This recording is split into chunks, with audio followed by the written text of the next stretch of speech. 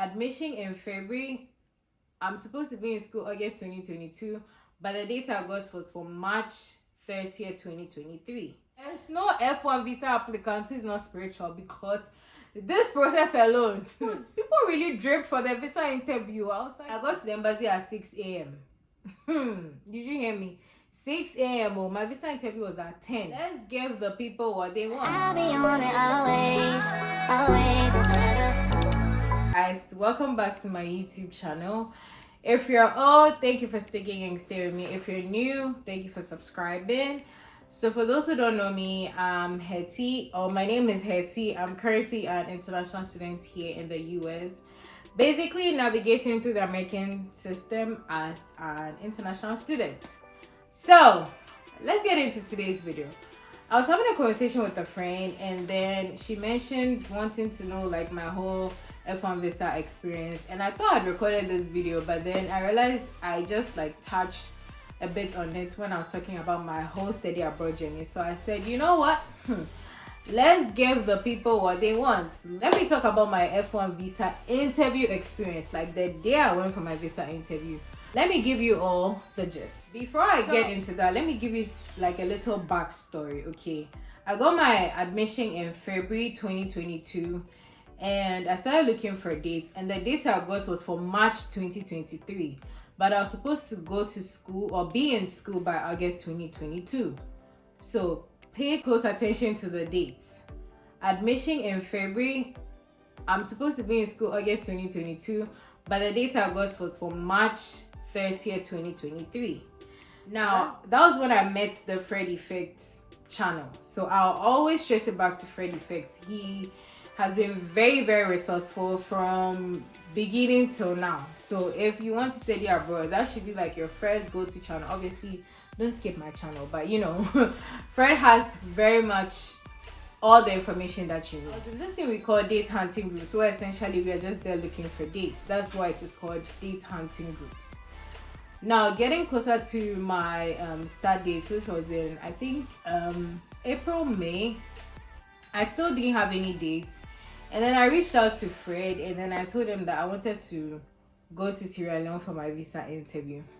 Now, guess what? Someone who is desperately looking for a date, I'll call Fred and I'm like, I'm not getting a date. And it's almost time for me to leave, like, for school. So I want to go to Sierra Leone for my visa interview, because I had heard people say they go to Sierra Leone, Togo, Cote d'Ivoire, South Africa, all Eswatini. And so I wanted to go to Sierra Leone, sorry. Fred laughed, and then he told me to relax because I have to be in school in, I think, on the 16th of August. So I kind of have more time.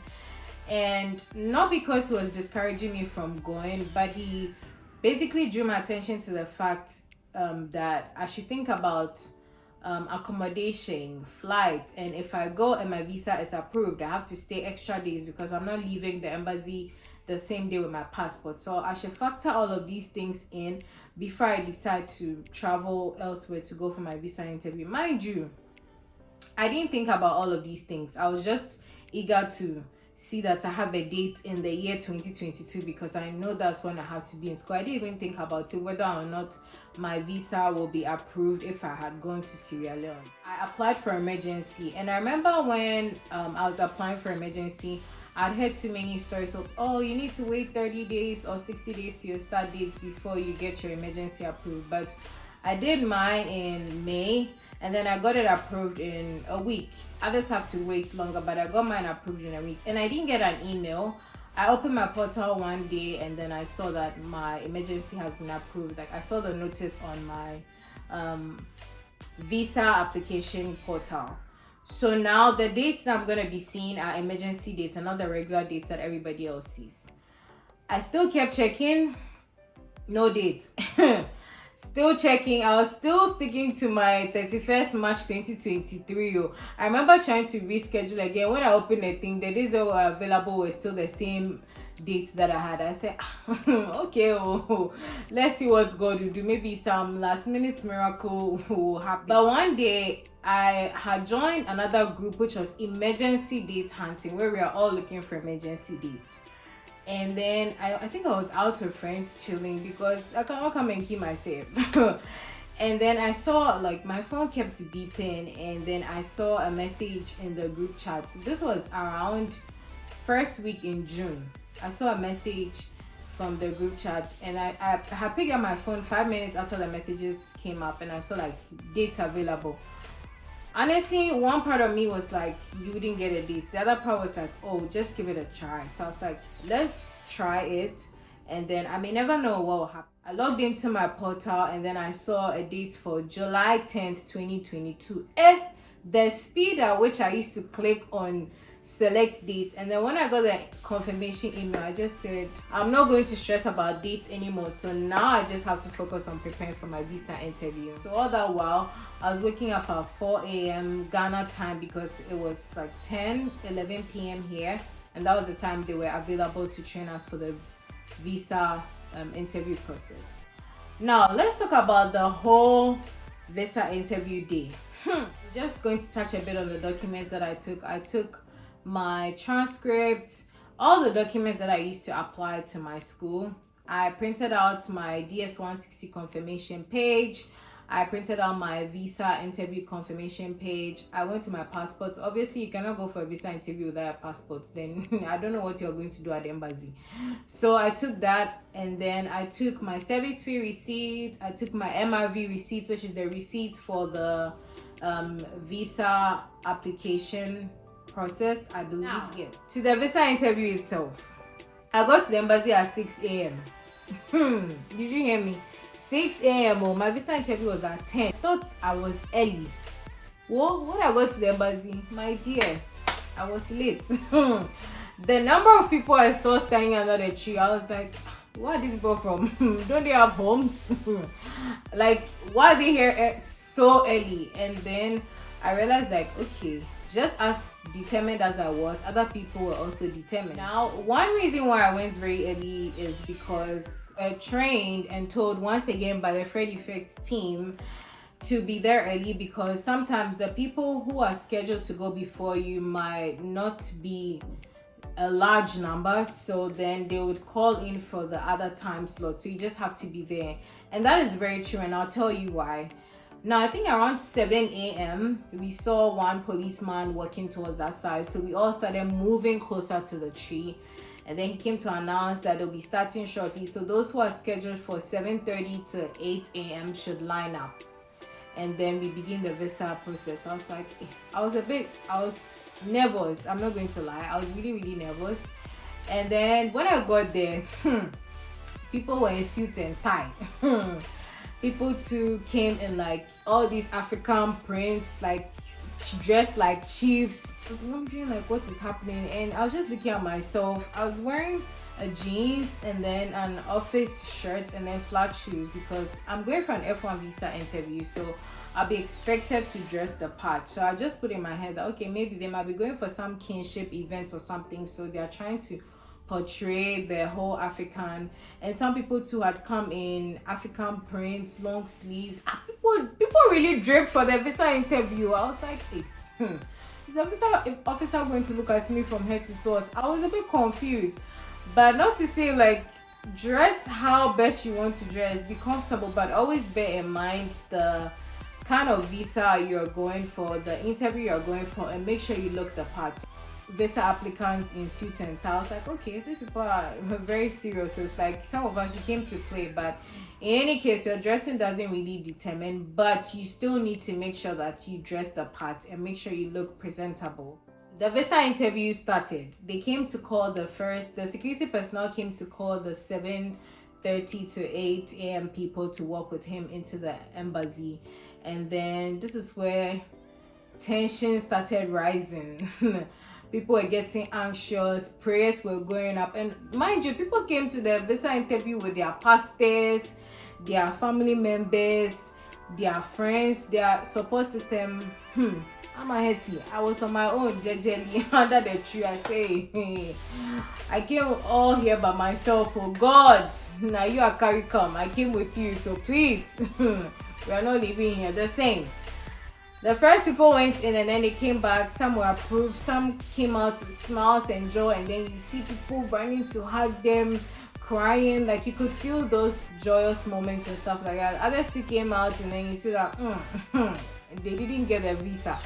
Now, one thing that I remember in my prep I was told was that people will go in and come out and share their experience. Oh, this visa officer is mean. Those of you who go to this particular officer, you not get your visa approved and this and that.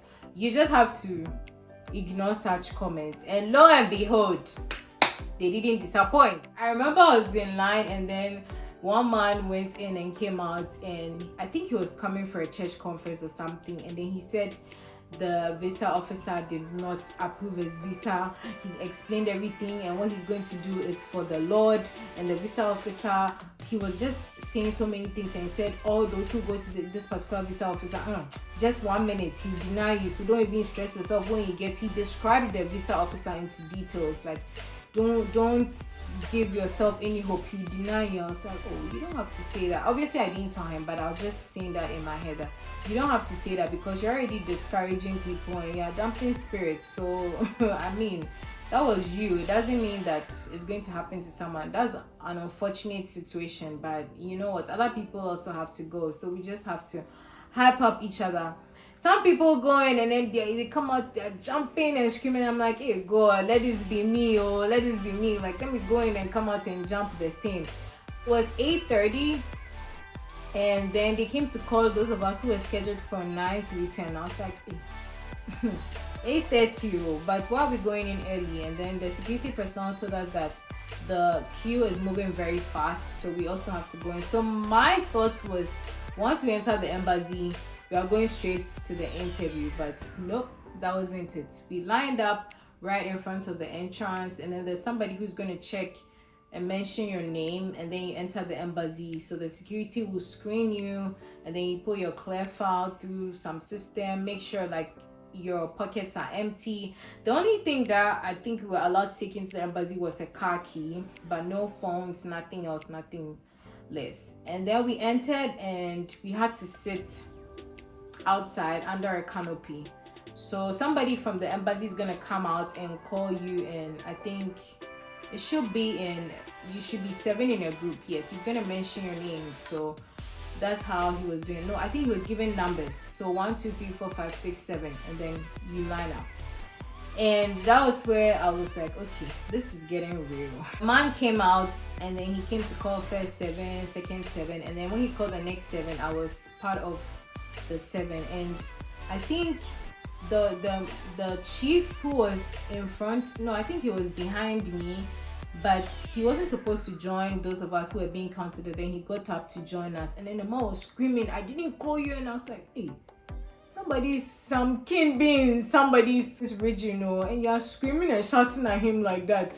I was worried, and I didn't even see his linguist with him anymore. I think the linguist wasn't allowed in because obviously he's not there for the interview.